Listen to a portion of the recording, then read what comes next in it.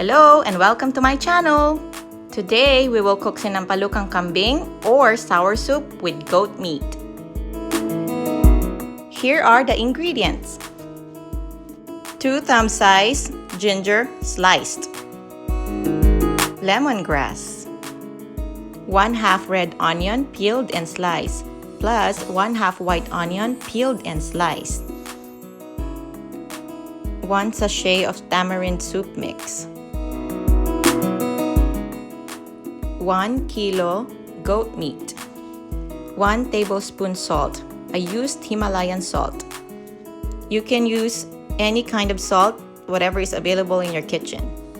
Put 6 cups of water in a pot and add lemongrass and ginger and bring to boil.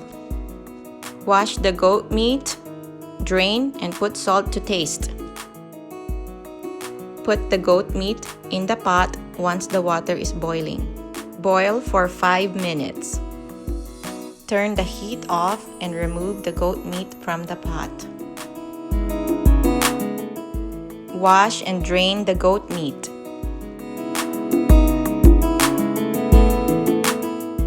Boil 10 cups of water. Add ginger. Add salt. Add onions.